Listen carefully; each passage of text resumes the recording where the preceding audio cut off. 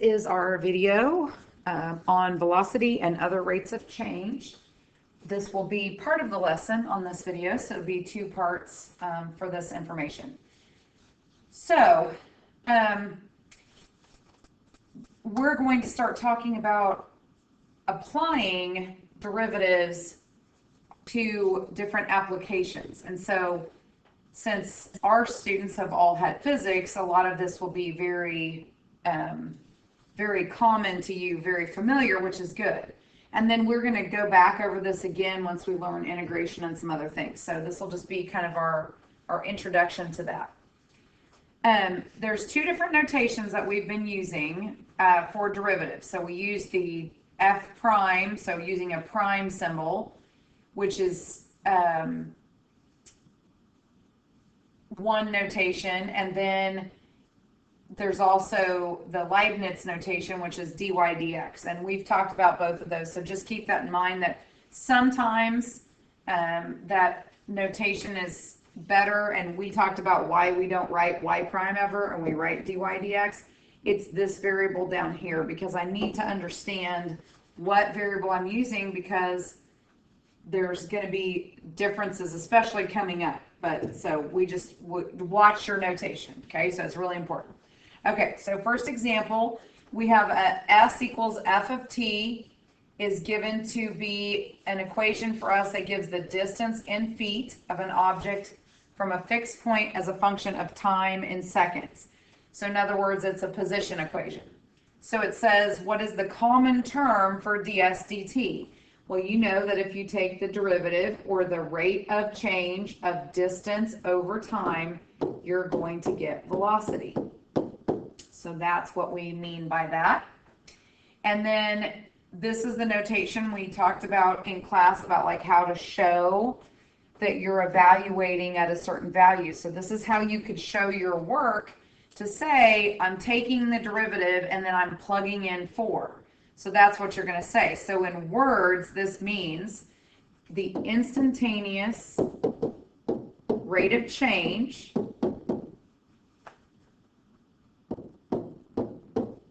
because derivative is instantaneous rate of change.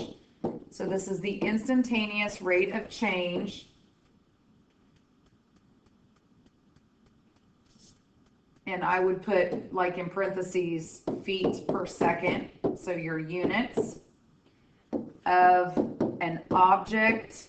So the problem will be, you know, a car moving, a rock is being thrown, whatever it is, at t equals 4 seconds.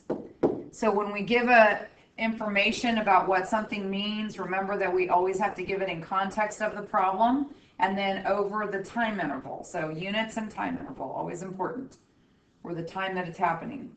And then it says what's the real world meaning of f prime of 4 equals 18. So again, we found the derivative of this position equation, so that means we found velocity. So the real world meaning would be at, again, time interval, t equals 4 seconds, because that's when we're evaluating it. The object, whatever it is, okay, so whatever the problem has it be, the object has a velocity of 18 feet per second, okay? And then we could also note that that means it's moving away from some point. It's positive, so it could mean it's moving in the positive direction, possibly, depending on the situation, okay? But if it's straight line motion, that's what it would mean. So those are some interpretations, and remember how important that is to give all of those with context and units. Okay, this example, I think this is supposed to say, did Neil Armstrong step off the lunar module and pick up a moon rock and throw it, okay, from the surface of the moon? Because it says if he did, scientists say the rock would have had a velocity of 24 meters per second, which is about 86 kilometers an hour. The height of the moon rock can be modeled by this function, okay? So this function is important. units are important. So sometimes it's helpful to sort of underline or circle some important information out of the problem. So this says find the velocity and acceleration of the moon rock as a function of time. And don't panic when you find these answers, because of course we're talking about gravity on the moon, so it's not going to feel right when you look at the answers. Sorry, I got to do that first. Find the velocity and acceleration. So the velocity, so this is the habit you want to get in. You're going to say that S prime of t equals v of t, and then do the derivative, because that way you've actually shown your work without writing a whole bunch of stuff. So you're going to note that you realize, because again on a test you're trying to say this is what I know, that you knew that the derivative was the velocity. And then of course get your answer, which is 24 minus 1.6 t. And then it says find the acceleration. So we're going to do the same thing. We're going to say, because I already identified v prime, or v, I already said what v is, so I've given it a label. So I'm going to say v prime equals the acceleration at t, and be sure you have those variables there. And then my answer is the derivative of that velocity, which is negative 1.6. And we should always include units. It's just always safer to have them there. So for velocity, we would be in meters per second. And for acceleration, we would be in meters per second squared, because we did the derivative again with respect to time. So these things are all the things that we want to practice the whole year, so that when we get to the AP test, you don't even have to think, and you've clearly shown everybody what you're doing. You're always remembering units, etc., etc. Okay, how long will it take for the rock to meet a maximum height? So the maximum height would have to occur when the velocity equals 0, because your position equation, I'm just writing this here. You don't need to write this here, but my screen doesn't have this on here anymore. So we need to realize that this is a parabola that opens down. So the maximum value for it would be at when the velocity is 0, because you're going to have a horizontal tangent line there, okay? So we're going to say that then what we need to do is the velocity, which was 24 minus 1.6 t, needs to equal 0. Okay, so again, I've shown somebody what I'm doing. I've recognized that the velocity must be 0. And then I'm going to solve that. So negative 1.6 t equals negative 24. So t will equal 15. Remember that often you don't have a calculator, so you need to practice. Just because when you need to do quick arithmetic, you don't need to be trying to think, oh my gosh, I don't know how to divide that. I don't know how to figure this answer out. So there's a lot of different choices for what you can do there. So over in your scratch area to the side, you can recognize that really what you have is 24 over 1.6. And remember to work with decimals. It'd be easier to just multiply both by 10. So you really have 240 divided by 16. And then you can just do long division if you needed to. You can figure out the answer. If you have a calculator, then obviously you would just do it in the calculator, okay?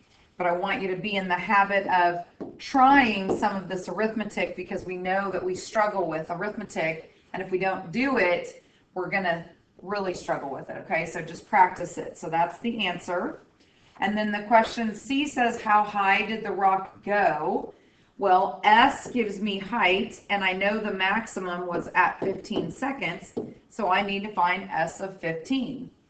And S was 24, and then times T, so times 15 minus 0.8 times 15 squared. Now, if this was the AP test and this was a free response question, you should leave that answer other than writing the units afterwards, because that's numerical, that's done. So you could just say the rock went, and then just write all of that meters. That's what you would say, okay? So I will go ahead and do this. So it's probably a calculator question where you can type it in. So we get 180 meters. And then again, I would get in the habit of just a quick answer. I would say the rock went 180 meters high. And then it says, when did it hit the ground? So how are we going to figure out when it hit the ground? Well, it would hit the ground if the height, S of t, is 0. So we simply, again, want to solve something equal to 0. This time, though, it's the position equation. When does the position equal 0? So to solve this, there's a lot of different choices. Again, whether it's calculator, non-calculator, you have to be able to sort of figure out, how am I going to get the answer to this? Well, the quick thing to just start with is realize I can factor out a t. And I factor out, because they both have a t in common, I'm going to get 24 minus 0.8t. And then I still am trying to set it equal to 0.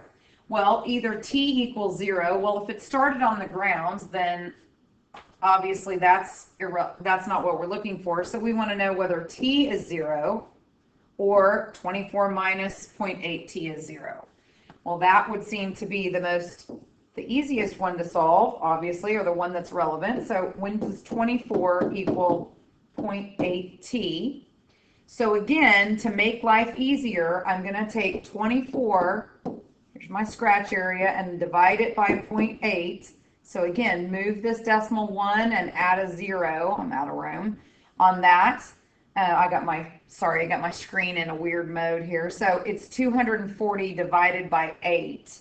So that's going to be t equals 30. So you would say the rock would hit the ground in 30 seconds. Now, if you are considering that the rock was on the ground to start with and you knew 15 was the height, then you should know that 30 seconds would be when it hit the ground, right? Because it should be symmetric. So the only time this would be a little bit of a difficulty that you would have to actually do what we did to solve it is if I really was considering somebody holding an object 6 feet in the air and then throwing it, then it wouldn't be the height wouldn't be in the exact middle of that path, just because it started up higher and then it has to go down to the ground. But since this one, I guess, was considered hitting the ground, again, the problem's kind of worded weird, but we just found it. So don't freak out if you go to the trouble of finding it and then realize, oh, I could have just known it was, twice the 30 seconds. Don't worry about it. Just keep it and move on. Don't get stressed over doing something and thinking, oh, I didn't have to do that. Okay, it doesn't matter. You did it. So leave it. It's fine. Okay. So let's talk about context other than motion, because motion is definitely going to be familiar to us from physics, but we can have many different quantities be written like that, and then the rates of change have a value, have a meaning. Okay, so we're going to look at a context of a problem and talk about what that means. So suppose that we have a function called W of x, and it's the daily quantity of water in gallons required by a palm tree of height x in feet. Explain the meaning of each of these expressions including units, using a sentence. Okay, so W of 25 equals 38. So what we're saying here is a palm tree of height 25 feet requires 38 gallons of water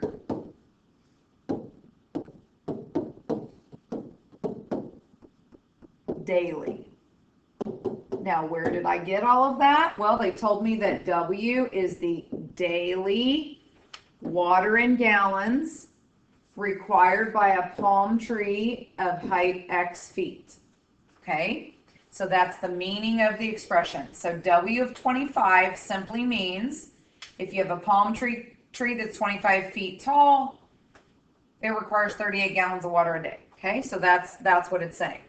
Now, W inverse. So remember that this means inverse. So don't say the wrong thing. You should just think the inverse. It's not W to the -1 or anything like that. It's really just, we learned that we just say inverse. So when you say it, as you read it, you should just say W inverse of 38 equals 25.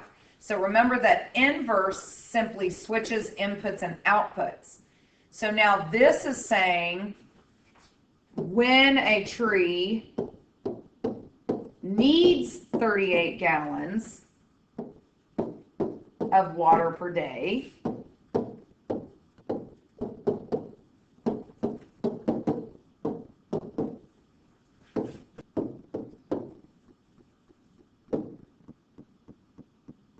the tree, then we would know that the tree is 25 feet tall. So that would be working the other direction. So again, that's what inverse means. Remember that inputs and outputs are switched. So it simply means that now we know how much water we're needing to use. Well, that means that the tree would be 25 feet tall, which may or may not work. Remember, inverse isn't always necessarily true, but that's the interpretation of that. Now we have W prime of 25 equals 6. So now we have a rate of change of water over time. Okay, so this is a difference. So now we're saying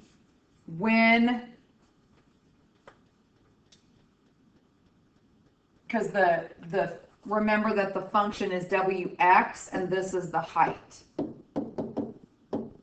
Okay, so now we're talking about the rate of change of water that we have over height. Okay, so this is the change of water over per height. Okay, so in this case per foot. So gallons per foot. Because you got to think about what that derivative means, and that's that whole thing with, you know, writing the variables out too. So W prime of X actually means dW dx. And X is height, so this is in feet, and W is water, and it's in gallons. So this units of W prime are gallons per foot. Okay, so that's important to help us interpret this. So now what we're saying is when a tree is 25 feet tall,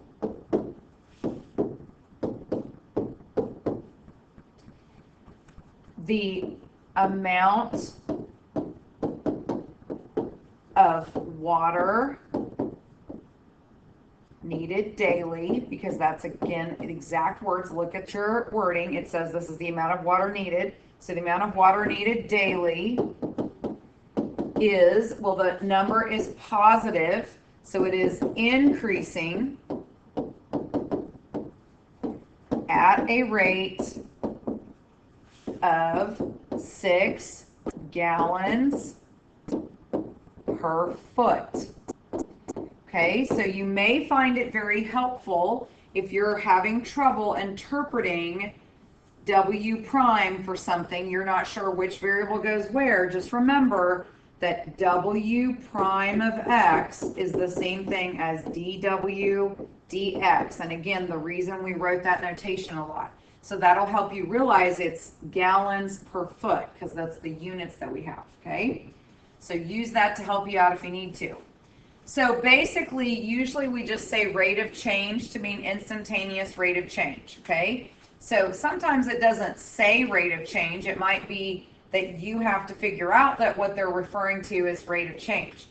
So on this problem, we're talking about a function C of t that represents the cost in dollars per day to air condition your Florida beach house when the temperature outside is T degrees Fahrenheit.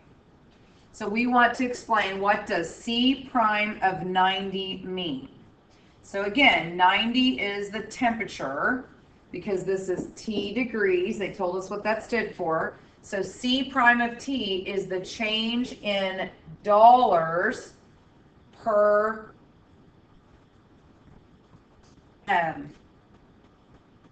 per day that we have in this. Dollars per day is the cost. So we want to know what the air conditioning cost is doing, what change that we have. So the meaning of this would say when the temperature is 90 degrees. So again, it matters where we are. The rate of change will not always be the same. So when the temperature is 90 degrees Fahrenheit, okay? So that's when we're talking about the rate of change. The air conditioning cost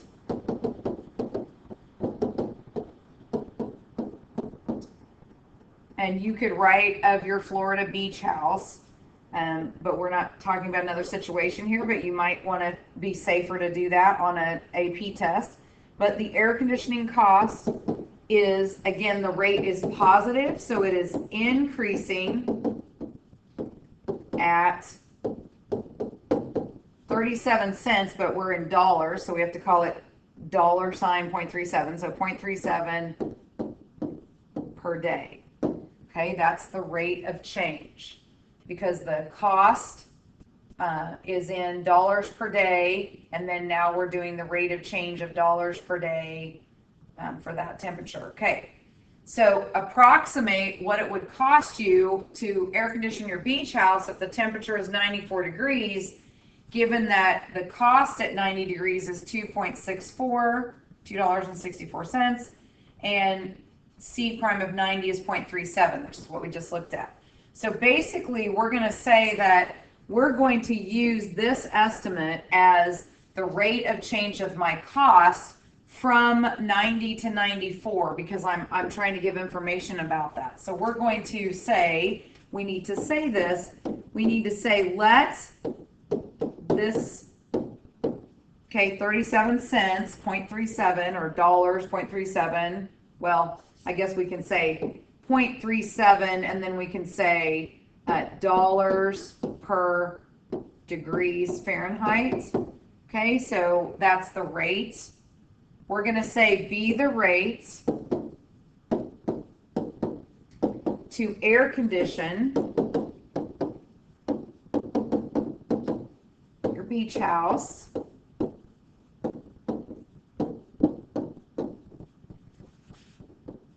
for the temperature between 90 and 94 degrees. Okay, so we're going to use that rate of change to estimate that value there because we're going to approximate what's going on. Okay, so now we would say, okay, so how do we get the approximate cost of air conditioning the house? Well, we want to find the rate of change between 94 and 90, which means we want to do average rate of change, C of 94 minus C of 90 over 94 minus 90, and we know that that should be about this instantaneous rate of change that we found. Okay, so we're using that to say, well, that's approximately what we would get for the average rate of change over that whole interval. Ought to be that close to that instantaneous rate of change. What we're looking for is what is C of 94, so we're trying to solve for this. So we're going to say then, okay, so C of 94 would be approximately equal to, so you would have to take 4, which is the 94 minus 90, times 0.37, and you would add C of 90, which was $2.64. So you would end up getting that this is $4.12 per day. Now, if this was the AP test, if you didn't put C of 90 and you went ahead and put the $2.64, then you could stop. Because on the free response part of the AP test, this is numeric, so you would stop and then you would just put your units. You would say it's that many dollars per day. Okay, so keep that in mind. But when we have a calculator available, we'll just go ahead and do that. Okay, so let's talk about particle motion. So again, we're going to talk about it briefly, and then we're going to talk about it more, much more later. So I'm going to go through about the part of this example, and then there's a lot of stuff going on. So we're going to do most of that, a lot of that on the second part of this lesson. So basically, some terminology that's important. The position of function s of t, sometimes it's called x of t. So you'll see position functions either way, so don't get confused. If we're moving in a straight line, so right now we're going to do straight line motion. When we get into the BC information, next semester we'll do particles moving on a curve, okay? But we need BC calculus topics to do that. So right now all of our motion is going to be straight line motion, okay? So some examples of things that might move horizontally might be a car, people walking, you know, things like that. Things like that would be horizontal. Vertical might be, and this could be like another example that comes up a lot. I'm going to say a squirrel to be funny, but a squirrel walking on a branch. Okay, so then he's going out horizontally. Vertically could be like throwing a ball in the air, a rocket, anything that's moving vertically that's subject to gravity. Okay, so vertical, throwing a ball in the air, shooting a rocket, something moving up and down. So it could also be our little squirrel, because maybe we're talking about him climbing up the tree. Okay, so if it's his rate of change or something, then that's another one. Okay, so that's something else moving vertically. So S of t gives the position, or X of t gives the position relative to the origin. So that means that if that's the position, then velocity is the change in distance over time. That's going to give me velocity. Now it's going to also give me direction. So if it's negative, it's moving in the negative direction, or left if it's horizontal, or down, and positive will be the other way. These are all the different things that you could see for that. Now remember, we generally will not use that. That's the definition of derivative. Sometimes we need to recognize it. This is primarily what you will see. And it's very important for me to tie those together when I'm working a problem. I should say S prime of t equals V of t to get in that habit, so when I'm on an AP test and I need to show my work, I've shown my work. Okay, so here we have like talking about what it means for moving, if something's moving horizontally. So if the velocity is greater than 0, so in words, my head would say positive. Okay, I would say that in my brain, but I would write this because this is the math. So we just have to learn to write in math, and we can still say in our head positive. But on a paper, a math paper, you're not going to write the velocity as positive. You're going to write V of t greater than 0. That's what you're going to say. So same thing with negative and so on. So on a horizontal line, positive would mean I'm going to the right. Negative would mean I'm going to the left. And 0 would mean that I am stopped. Okay, so that's important. Okay. And when I say right and left, I mean I'm moving right, I'm moving left. Vertical line, then positive would mean I'm moving up. Negative would mean I'm moving down, and 0 still means I'm stopped, okay? So it's very important to understand that velocity is giving us that. Now, speed is different. Speed has to be non-negative, positive or 0. So speed is the absolute value of velocity. So it's two similar yet different questions if you're asked about the speed versus being asked about the velocity. Okay, and then acceleration is the instantaneous rate of change of the velocity over time. And so this is how we would say acceleration. It's either the second derivative of the position or the first derivative of velocity. So it's talking about not if it's speeding up or slowing down, but how quickly it is speeding up or slowing down, which is very different. So we've got to be real careful about how we interpret that. So again, if we have a horizontal line and the acceleration is positive, we're going to say that the object, or whatever it is pushed to the right.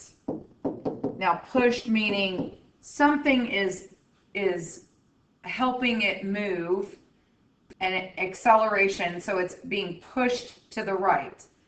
If it's negative, it's being pushed to the left.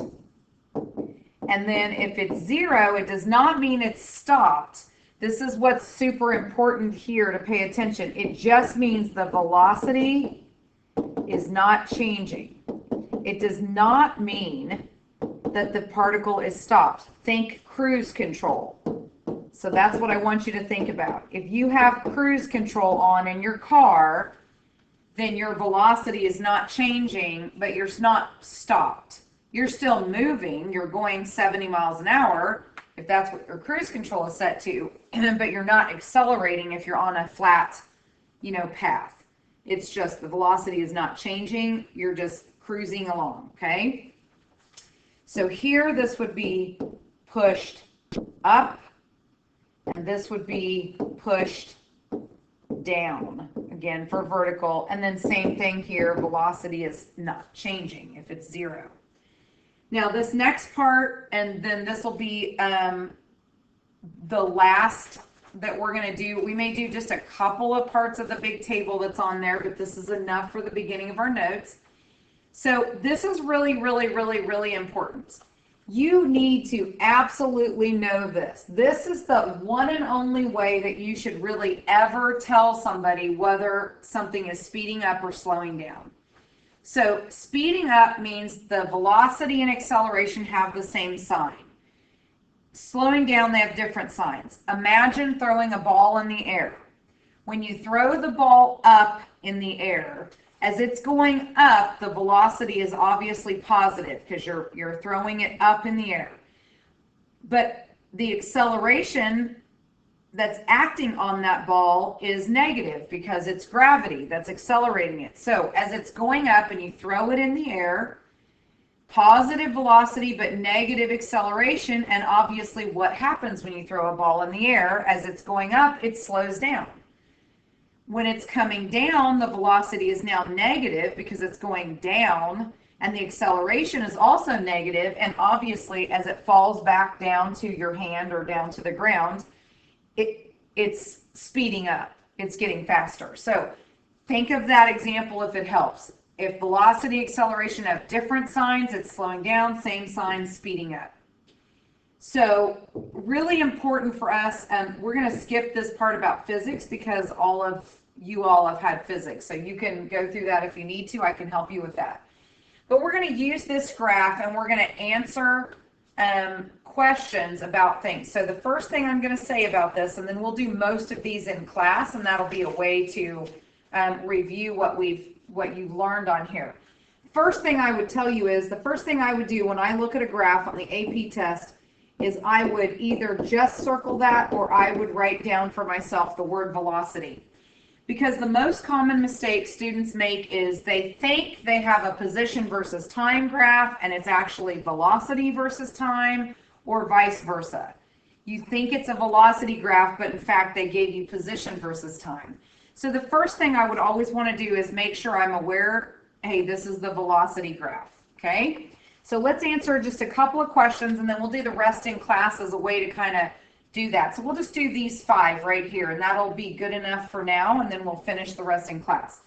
So question number 1, when is the particle moving at a constant speed? Okay, so going back, so speed is simply the absolute value of velocity. So basically what I want to know is, when is this velocity constant?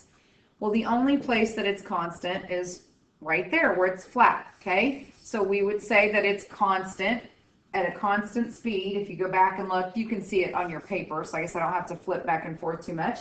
But the constant speed will only be from 0 less than t less than 1, and that's how I would write it. T is between 0 and 1.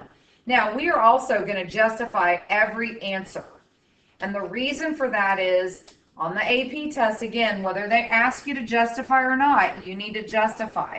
So we're just going to get in the habit of justifying it. So we're just going to say, when is the particle moving at a constant speed? And we're going to say from 0 to 1, and then we're going to say because velocity, v of t, so that's a quicker way to say it, is constant. Okay, so that's kind of a redundant one, but it doesn't matter. Still say that, okay? When is the particle moving to the right? So looking at the graph, well, velocity tells us it's moving to the right if the velocity is positive. Well, it's positive here. So this is when the particle is moving to the right, okay? So the particle will be moving to the right from 0 to 2, and then again, I'm going to give my reason as because, and don't say a bunch of words again, just say velocity v of t greater than 0. So instead of saying because the velocity is positive and writing all those words, I just say because v of t is greater than 0. So I use my math to explain that. So the other question says, when is it moving left? So obviously when the velocity is negative, it's moving left. Here it is underneath. So that's when it's moving left. So that would be from 2 to 5, with again my reason being because v of t is less than 0. When is the particle speeding up? Okay, so now we need to be careful. It is speeding up when velocity and acceleration have the same sign. So let's look at this graph. So we have the velocity graph. Well, we know that the acceleration is simply v prime, right? We know that the acceleration is just the derivative of the velocity. Well, looking at this graph, the derivative would be the slopes of all of these segments that we've connected together, right? So, for example, sometimes what I do is I might go through and kind of say to myself, I'm going to say here the acceleration is 0. I'm going to put a negative sign here to help me see that the slope is negative. A negative sign here, this is negative, and I'm going to put a positive there. So that's just my little help at, hey, the slopes in those areas are positive and negative. I don't care what the values are, just whether they're positive or negative.